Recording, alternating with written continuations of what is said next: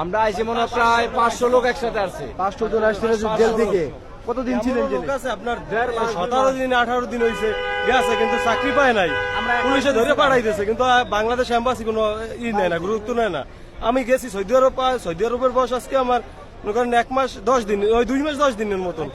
আমি কোনো চাকরি পাই নাই, দালালে 2 নম্বরই করছে, দ্বিতীয়ত দালালে রুম দিয়ে বাই করে দিতেছে, তৃতীয়ত হয়েছে মনে করেন চাকরির খোঁজে বাইরে এসে পুলিশ ধরে পাঠাই দিচ্ছে বাংলাদেশে, কিন্তু আমার টাকা নাই। এখন তো আমি এই যে প্রবাসী কল্যাণ ব্যাংকের যে ঋণ, এটা আমি কিভাবে চালাম? ওইটাই তো আমি প্রবাসী কল্যাণ ব্যাংকে আছি, আপনার 1.5 লাখ টাকা ঋণ, আমরা বাইরে আছি প্রায় আমার 1 লাখ টাকা। কত টাকা শেষ হয়ে গেছে আপনার? আপনার টাকা গেছে 6 লাখ টাকার মতো। 6 লাখ টাকা শেষ। বাইরের কত? আমার আপনার লেন আছে বর্তমানে 3.5 লক্ষ টাকা লেন আছে, প্রবাসী ব্যাংকে 2 লক্ষ টাকা, আমরা স্বর্ণ গয়না দিয়ে 1.5 লক্ষ টাকা। সব মিলে খরচ কত লাগছিল যাওয়ার সব সময়? মিলে খরচ লাগছে আমরা 4.5 লক্ষ টাকা। ওকে, এরকম ভাবে আজকে 600 জনের মানুষ সবাই একই অবস্থা। সবাই একই অবস্থা আছে, খানা টানা কিনে কিছু না, 3 দিন 4 দিনের জেলখানা থাকি আছে। আজ এখন কি খাবেন? খান, আমি টাকা দেবো, সমস্যা নাই। যান এর দোকানে যান, কি খাবেন আপনি? যান, আমি টাকা দেবো। ভাই আমরা বিড়ি খাই, আমার কিছু খাওয়া লাগবে না। বিড়ি না, বিড়ি না। আমাদের 500 লোক পাঠাই দিছে। আচ্ছা, সবার বেশিরভাগ লোকের আকামা আছে, আমাদের 11 জন লোকের আকামা আছে। সবকিছু থাকা সত্ত্বেও কোনো কথা নাই, আকামা চাইছে আকামা দিচ্ছি, মোবাইল চাইছে মোবাইল দিচ্ছি, গাড়িতে বইরা জাস্ট জেলে পাঠাই দিচ্ছি। কতদিন ছিলেন জেলের 1 মধ্যে? মাস।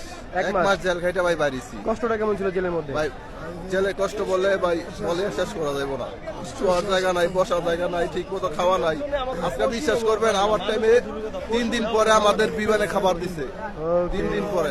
ভাই আসসালামু আলাইকুম, জায়গা ভালো থাকবেন। খাওয়া দাওয়া করে যান ভাই আমাদের পক্ষ থেকে। 3 দিন পরে বিমানে আমাদেরকে খাবার দিছে। বাংলাদেশের লোকজনের পশুও মনে করে না, বিড়ালে যেই খাবার খায় সেই মানুষের দেয় না খাইতে সৌদি। আর ঢাকা যে অফিসগুলো এম্বাসিগুলো এগুলি আপনারা সঠিকভাবে কাজ করে দিবেন। একটা পানি দেয় 24 ঘন্টার লগে ভাই। এম্বাসি মিথ্যা কথা কয় কেন আপনারা পাঠাতে চান?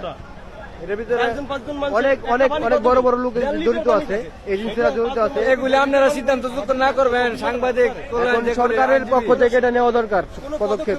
আপনারা এগুলি নিয়ে কোনো পদক্ষেপ নিন না, আমরা তো সরল সোজা মানুষ। ভাই আমাদের কাজ হচ্ছে নিউজ দেওয়া, সরকার যদি পদক্ষেপ না নেয় আমরা কি করবো? আমরা তো প্রতিনিয়ত বলতেছি সরকার দেখতেছে এটা, তারপরে সরকার কোনো পদক্ষেপ নিচ্ছে না। কোন সরকারে ভালো না, একটা রোজা বাঙ্গিনি আল্লাহ ভরসা।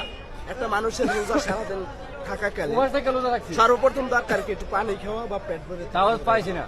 আমরা 4 জনে 1.5 লিটার পানি খাইছি, তা 24 ঘন্টার মধ্যে। ওইটা থেকে সেহারি এবং ইফতারি, এর চেয়ে কষ্ট আর কিছু হইতে পারে না।